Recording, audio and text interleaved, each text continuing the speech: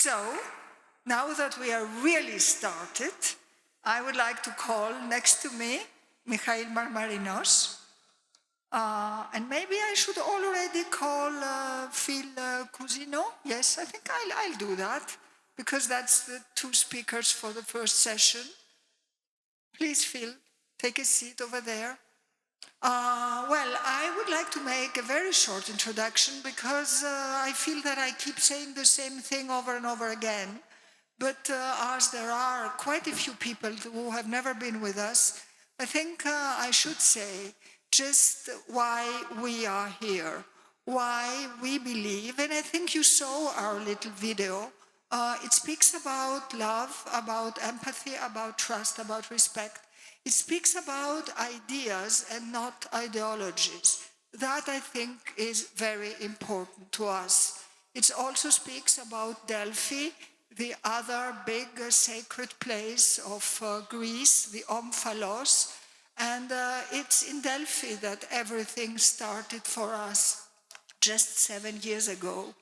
What happened there was like a little miracle. We organized a meeting like this one, but there was a big difference. We didn't exist back then. We didn't know what we were planning to do. We invited like-minded people who felt that change was necessary, and that change was up to us to create it in societies. The co-founder of the World Human Forum, Jochen Sandik, who sits over there, and I had met in an airplane just a year ago. And Jochen, who had never been to Delphi, when he heard that we were planning to create the World Human Forum from Delphi, said, I'm in, I'm gonna do it with you. I was very surprised. He was German, he hadn't been to Delphi, but here he was, and here he is. And it's thanks to Jochen that we have all this amazing artistic capacity to create our big artistic events that have made us actually much more known than our small human gatherings.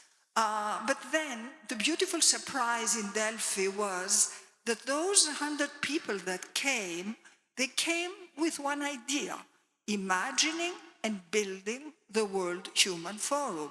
You could have been part of them, and nothing more than that. Just, can we do it? Do we need it? And if we do it, how should it work? And today, if you go into our site and you look at on top right, I think, there's something that says the World Human Forum at a glance. That was decided in Delphi several years ago. But then things never happen as you think they will.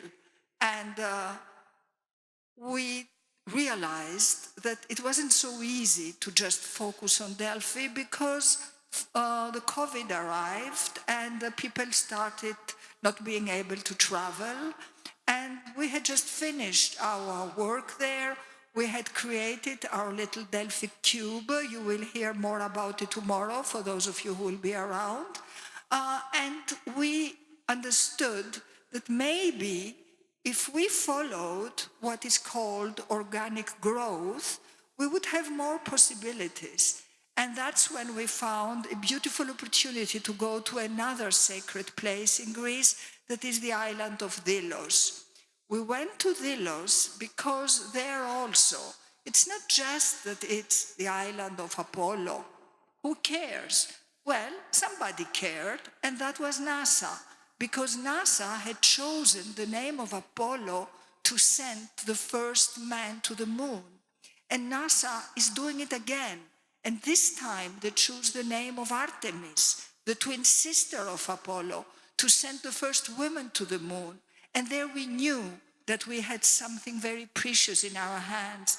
We had a new narrative for Delos. And we started inviting people, telling them that we wanted to do the Alpha Mission Delos, which was our own mission. It was Alpha because of Artemis, because of Apollo, because, of course, of art and anthropos, but also because of artificial intelligence and the other AI we so often speak about, which is ancestral intelligence. So we created Alpha Mission Delos, and few years later, which is this year actually, the chief scientist of NASA came to Delos for the first time, and she spoke at the amphitheater. You can find all that on our site. And what she said was very moving, because she said, thank you for inviting us. We hadn't realized, we hadn't understood the importance of choosing the name of Apollo and Artemis. So what is the mission of Delos today? What is we want to remind humanity? It's something very simple, that we will not address the challenges of our time just through science and technology. We need the humanities. We need spirituality. We need the arts. And what we hope is that when the woman astronaut is going to walk on the moon a few years from today, the island of Delos, the island of light, will be lit up as the ancient poet Pindaros used to say, the brightest star on earth that the gods can see from the sky, and that then the astronaut will look down and say, thank you. Thank you, Cap Canaveral, for having brought me up here, but thank you, Delos, and all the other amazing sites of this world that are the sites that remind us about ancestral intelligence, about humanities, art, and spirituality. So just to tell you, you never know where you're going to get. So sometimes you have to follow the flow. There are opportunities, there is a flow, and trust it, and go ahead, and keep your eyes open, and ask many questions, and meet many people, and learn to listen to people, because very often you will be surprised at how many wonderful people are around and how many beautiful things you will learn. So this was my own personal small introduction, totally made up. But now I'm turning to Michail Marmarinos. Michail and I didn't know each other. He is one of our most famous Greek theater directors, but we had never met. And I told you how I went to Delos, but maybe I should add how I came to Elefsina, because we were not planning to come to Elefsina either. That was another accident.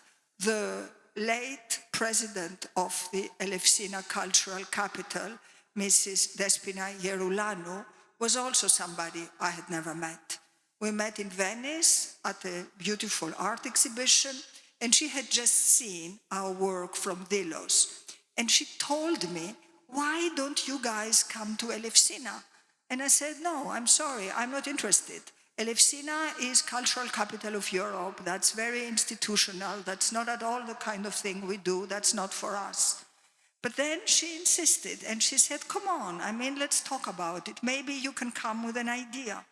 And then, yes, we had an idea about everything we are discussing now, and about what we discussed last year, how to change our minds, to change the world, the role of the arts, the role of faith, the role of psychedelics.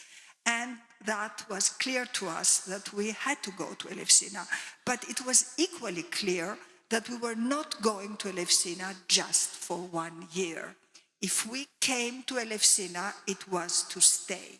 And we made that promise to all our friends from Elefsina, and here we are, and we will be here, hopefully, for many, many years. Not 1,500, but a few more. Michail, up to you.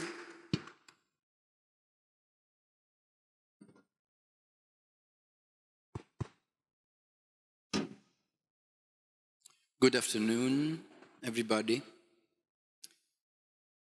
Alexandra mentioned Despina Geroulanu, who was the president of board of directors for the European Capital of Culture, who unfortunately is not anymore among us.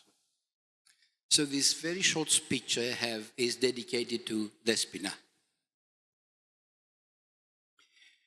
We're delighted to welcome you in the city of Eleusis, Eleusina, if you prefer. Again, in the frame of 2023, Eleusis, European Capital of Culture. 1 year after the first edition of the Symposia of Eleusis, under the title Mysteries of Transition last autumn, we come back here and now with the second edition of this World Human Forum initiative, with a new striking title, Mysteries of Flourishing, that implies, I hope, a well-promising and multilateral experience for all of us these days in the city of Eleusina and in this beautiful space, newly innovated, a tangible proof of a legacy program of the European Capital of Culture project, already 1 year after the official end of its festivities. Next to the tangible emblematic traces, you will have the chance to acquaint yourself some more as well, that the European Capital of Culture leaves behind as a dowry to the city. There are also the intangible ones, cultural, educational, artistic projects and works. Some of them you will also have the opportunity to experience yourself, that aim to put this city in a unique orbit of transition toward a better future based on culture. We're also delighted because the symposium here seems to perform in the best way the deeper goals of a European Capital of Culture and its legacy plans and program, boosting Eleusina to remain a spot of interest for culture and spiritual development of international scope and shine, as it was in the past. For about 15 centuries, you heard about it already, amongst the people of the ancient world and times. But what is the European Capital of Culture?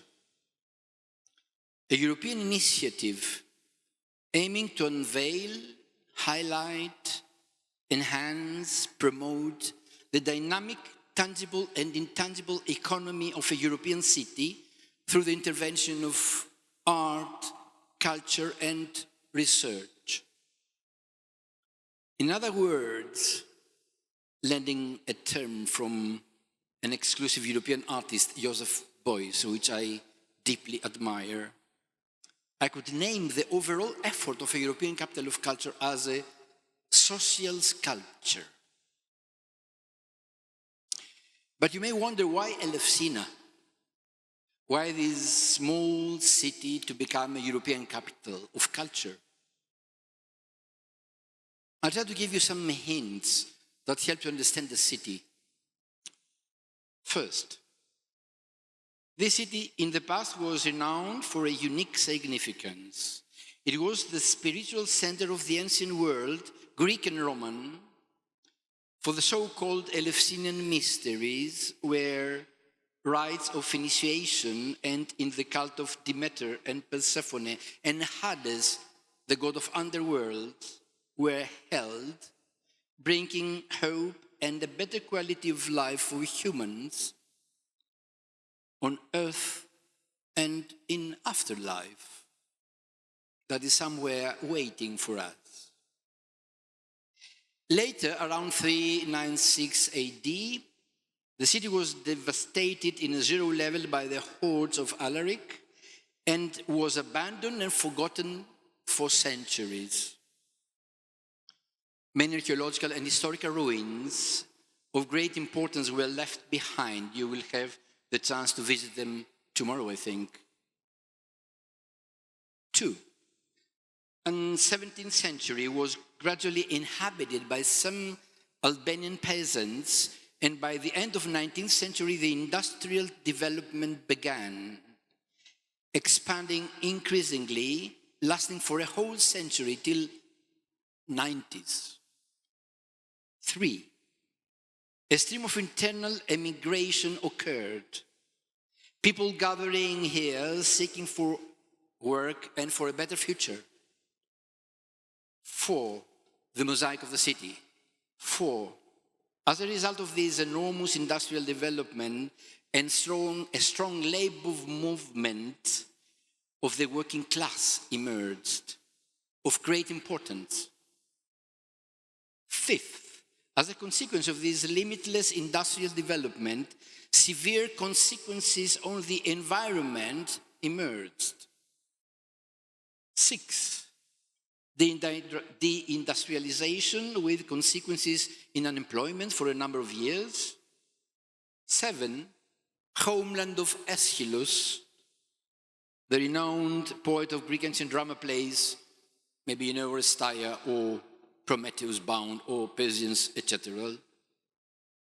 7, a coastal city striving for many years till now to reclaim its right to experience the sea, since the coastline was fully occupied by industrial territories. 9th, spot of hosting new immigrants with people from Pakistan, Syria, Ukraine, Albany, Ukrainian recently, etc. If you notice, all these represent modern challenges for European cities and societies. Challenges that Elefsina has in a full range. And since the European Capital of Culture is a project trying to respond to all these issues through culture, Elefsina offered a perfect paradigm, a perfect realm of experiment.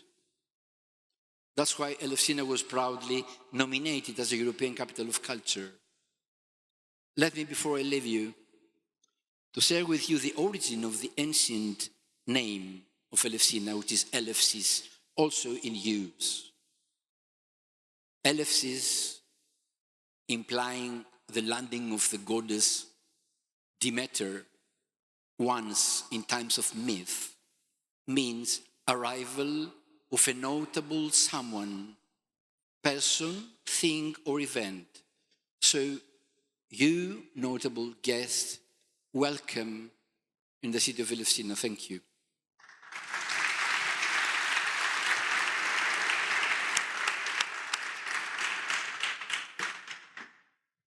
And now I will not attempt to introduce very formally Phil Cousineau.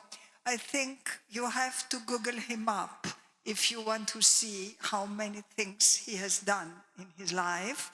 He is certainly a wonderful writer. He is a lover of our country, Greece. He has been here, I don't know how many times, visiting our ancient sites with groups of people from all over the world, mainly America. And the interesting thing is, I met Phil not at one of his trips in Greece, but through another American, Gary. Somewhere sits Gary, anywhere, yes, there in the back. And Gary, who was with us in Delos, told me, Alexandra, don't you know Phil Cousineau? And I said, no, I don't. So he said, well, you should. And this is what happened, and this is why Phil is today with us, and Gary too, by the way. You will listen to Gary tomorrow when we will speak about flourishing through or despite technology. So, Phil, your turn. Thank you very much. Hello, Eleusis. What a wonderful gathering. I thank everybody for their wonderful welcome here. This is a kind of second home for me. And as a kind of salute to the Greek culture that I have come to love since I've actually loved as a boy, I want to cite your own poet, George Sepphoris, first Greek, I believe, to win a Nobel Prize for Literature, who once said, don't ask me about all my influences, let me tell you, a lion eats many lambs and absorbs those lambs. I have been reading all my life. For those of you who love books, theater, love music, love travel, can you feel that? All this becomes part of us, right? Well, where did it begin for me? This is, I've been asked to talk about the personal relevance of Eleusis. I'm a word guy. I have a book called Word Catcher. I have loved word stories all my life. when we read books out loud together as a family growing up in Detroit, if we came across a word I didn't know, my father would point to the dictionary in the corner of the room and say, go look it up yourself. Now, that's actually a wonderful pedagogy. We learn how to teach ourselves the glory of the words, the language that came before us. And that's something I want to thank my father for. I must be one of the last cats, as we used to say, growing up in Detroit, who grew up in a world of books. Thursday, Friday, Saturday night, this is the late 50s through the 60s, we didn't have a television. Our old Philco, about 6 feet high, broke. My dad spent 5 minutes trying to fix it.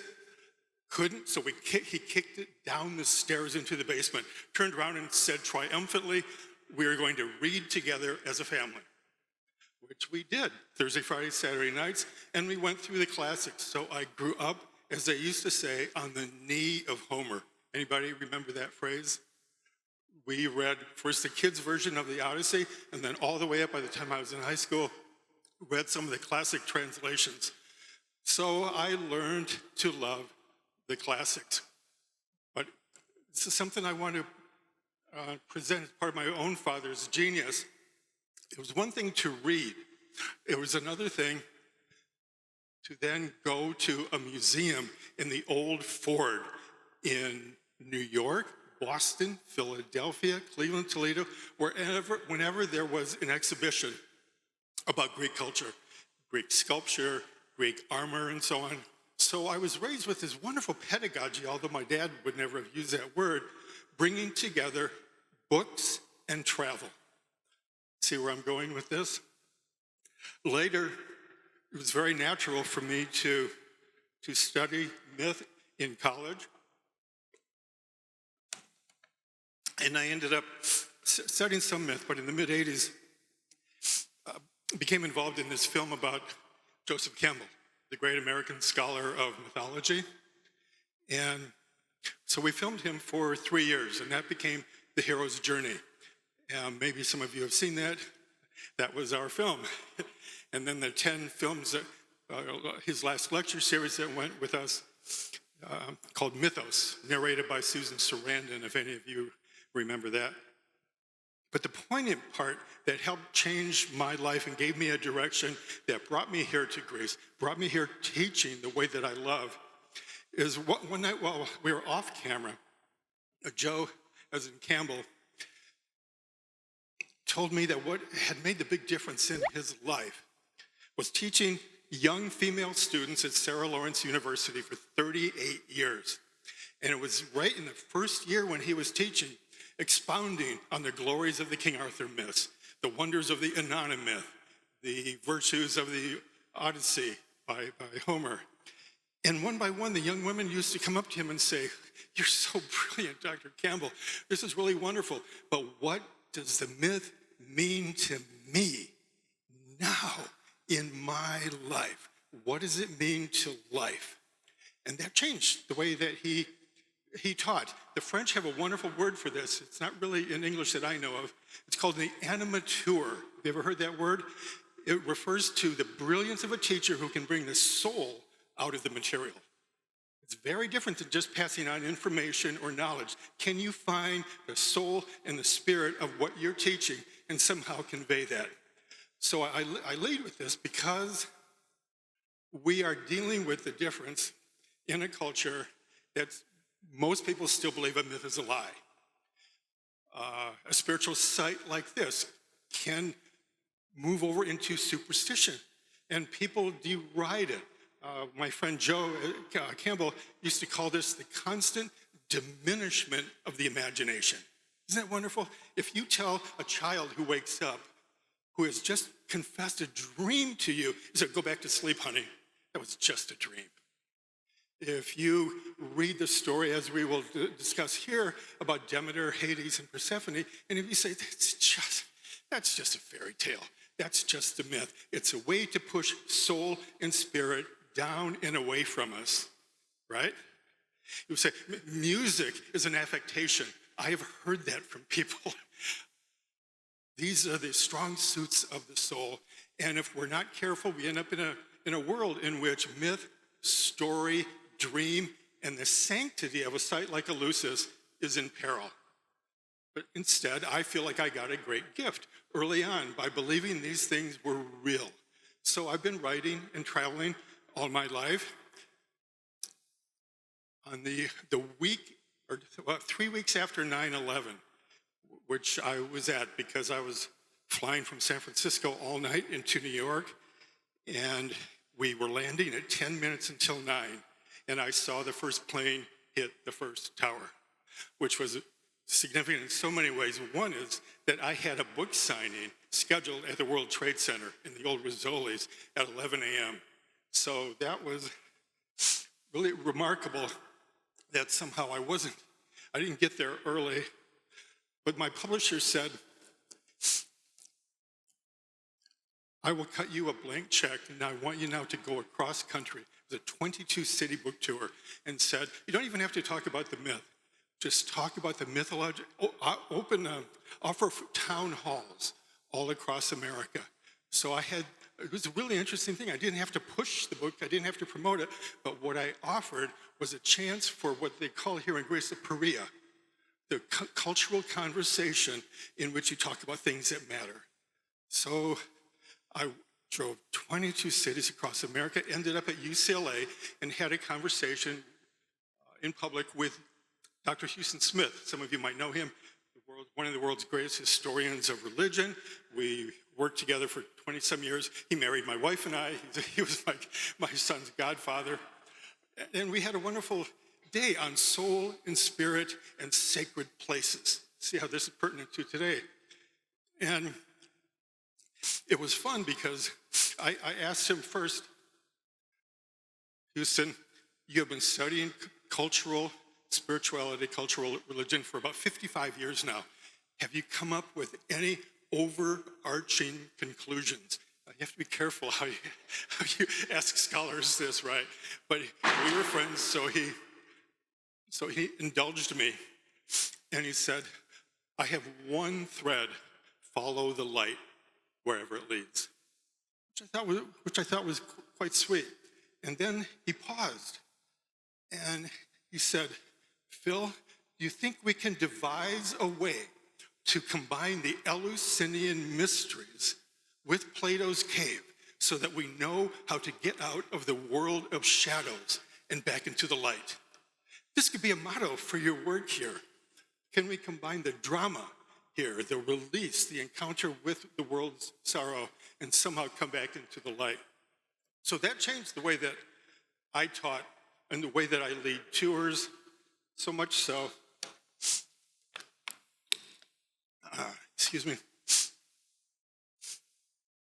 that I combined the wisdom of two of my elders, mentors, which, as you probably know, is a great Greek word. It was introduced to us in the Odyssey. The old definition is that's a mind maker. Very different from a teacher, very different from a guru. The true mentor helps you make up your own mind. And I've been blessed to have people like Campbell and Smith in my life. But in the real way, in the real world, here in Greece, what it helped me do was devise, to use Houston's great verb, a way to help these great Greek sites come alive. One of your oldest poets, Hosippodus, I'm reaching there, but 5th century poet who wrote, wouldn't it be something if in the years to come we would find a sculptor who could make stone come alive? Isn't that a gorgeous phrase, a gorgeous thought? There's stone that's dead, the world of nature sometimes for some people, or the nature of the ruins, but instead this is a way, as Dame Michail said, to enchant the ruins. Meet the ruins halfway. Make them come alive. So here are a couple examples that then lead us into where we are here at Eleusis. I've been leading groups here since the early 90s, but I've been coming here since 1975. Now, with some of the encouragement, the emboldening of my great teachers, I take a group to Delphi, and instead of just talking to them about how many treasuries there was, and how this was a combination of the World Cup, the World's Fair, the World Series, all of these things, It was more than that. It was a soulful place. It was a place where you were equal. A cobbler, a soldier, or an emperor, all were equal in front of the oracle. Anybody could ask a question as long as you could speak Greek and you hadn't murdered somebody. It was one of the ancient rules. So you found yourself asking any kind of question up there. Should I plant wheat or barley? Should I go to war against the Persians? When I lead a group there, the week before we leave, I ask everyone to bring a question. The deepest probing question in your life. Should I stay with my wife? Seriously. Should I stay in this job? Should I move? Should I question my faith? And then when we arrive at Delphi, rather than just look at it like voyeurs, because that is, I argue in my book, especially The Art of Pilgrimage, that it's the operative metaphor of tourism. You look, but you don't touch. You admire, you snap a few photos, and then you move on. But there is another way, and it's the way of the pilgrim. I don't mean pious monks playing Gregorian chant as they walk their way to Santiago de Compostela. I mean, it's a person who walks with respect and reverence toward a place that is spiritually transformative. So at Delphi, I asked the people in my groups to bring a probing question. A few years ago, this was brave, one of the braver things I've done. I took 22 16-year-olds here to Greece. 22. I'm telling you, the hormones were firing day and night. They were alive. And I told them Greek stories at every one of the sites. And once in a while, what do they call them? The chaperones would say, you have to be careful. Can you tone that down a little bit? That story about the Minotaur, Theseus, and Ariadne. Their kids are only 16 years old. Then the kids would say, more. I want more. Why? Because this is where they are right now, that charge. So at Delphi, I gave all the kids, the 22 16-year-olds, a few minutes right in front of the oracle and said, ask your question. We will stay. We will wait for you to get a response. It was quite beautiful. We spent about 2 hours there at the oracle. One by one, all of the kids asked a question. Do I believe in God? Do I believe in love? Whatever it might be. And I do that with adults as well. Why? Because I'm trying to revive the spirit that says there are answers at these sacred sites that you cannot find at home. It's one of the principles of pilgrimage. Another example, ancient Olympia. A few years ago, in 2004, I wrote a book on the history of the Olympics, which was given as a gift to all the American athletes, 1,700 of them who came to Greece. Why? Because I emphasized not winning, which is Coach John Wooden from UCLA had told me, their obsession with winning can turn young people into monsters. That was amazing. And instead, what I did was emphasize, evoke the ancient Greek notion of arete, A-R-E-T-E, which is the old word for excellence. And this is what you strive for in oratory, in love, in friendship, but also in competition. So I find out that on one of the tours, about 2006 or 7, one of the people on my tours was actually an Olympic swimmer who had won several gold medals, but had become deeply disturbed about his obsession with gold. He wanted to break the record for how many gold medals he could win. When we spoke, we spent a whole day walking around, if you've been there, the gorgeous ruins of ancient Olympia. And I was talking about the alternative to the obsession with winning. Instead, let's honor the ancient Greek spirit here, which was the striving for excellence, the striving for beauty in the soul. So that brings us in the last couple minutes here to Eleusis.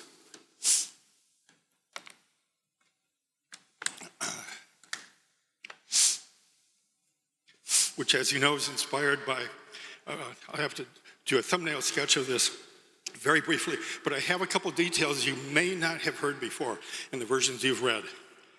One that I got through Ovid, the great Roman poet, is this. If you recall, at the beginning of creation, there was a kind of a competition. Competition is in all of the Greek myths between Zeus, Poseidon, and Hades, the three brothers. And they drew lots, they drew straws. And Zeus won the sky, the firmament, Mount Olympus, and so on. So he ruled the heavens. Poseidon got the second straw, and he ruled the sea. That left Hades, the third straw, the short stick, as we used to say, and he ruled the underworld. The trouble was that when he went into the underworld, he discovered quite quickly he was alone. Ovid has a gorgeous and eviscerating description of this. No one could speak of Hades in the ancient world, because the idea was if you even use his name, you brought death a little bit closer to you. So no one uttered his name because it meant death. In a world where the life expectancy was somewhere between 30 and 35. So the story goes that he's very alone, and he turns to his brother and says, "Can you help me?" And Zeus, who's actually the father of Persephone, says, "I will arrange for Persephone to come down and keep you company."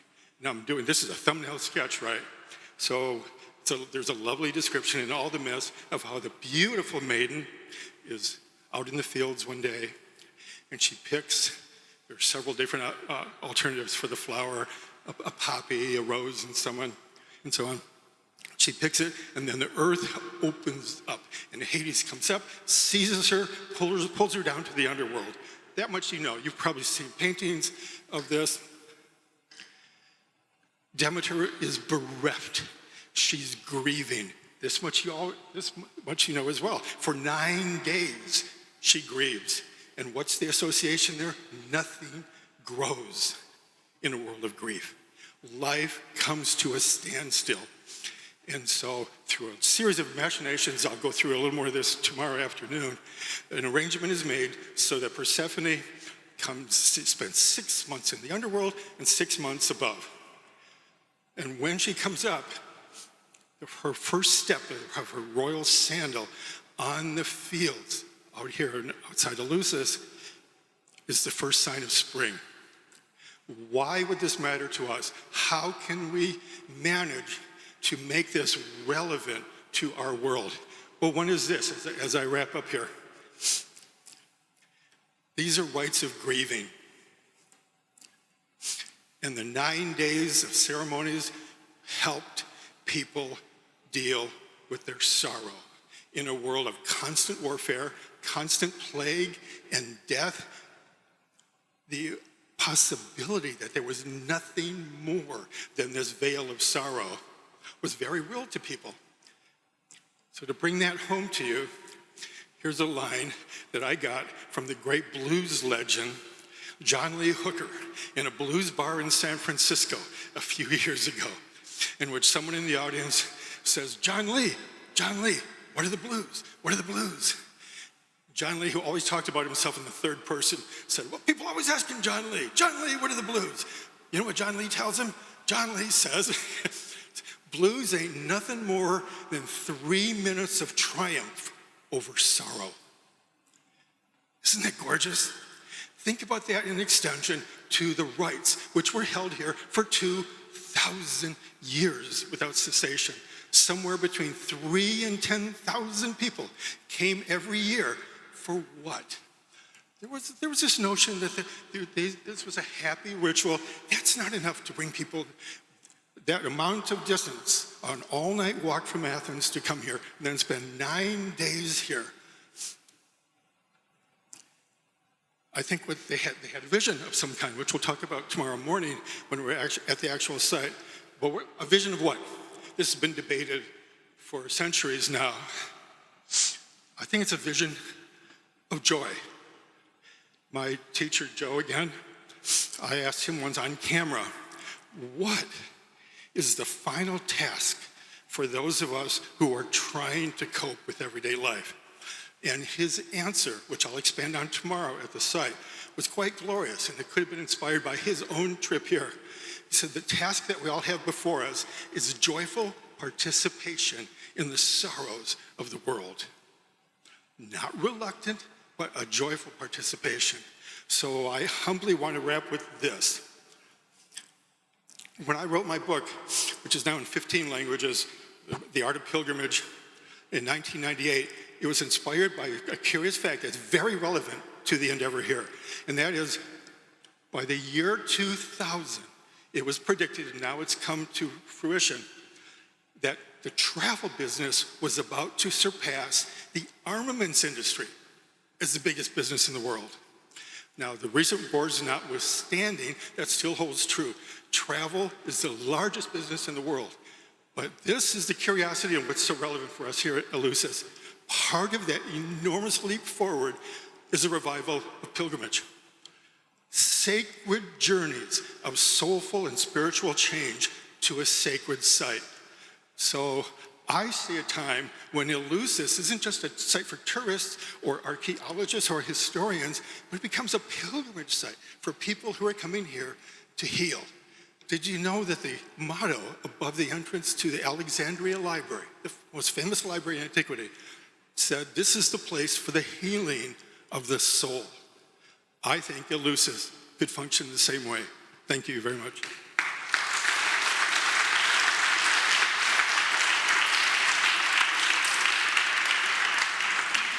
Thank you, Phil. Indeed, this is what we used to say now to the Greek, sort of Greek friends, and also to the Greek media. Humanity needs a new Eleusis, and we will do our best to get more and more people to come here and understand this approach. And it's interesting what you said about religious tourism and pilgrimages. I wasn't aware of that.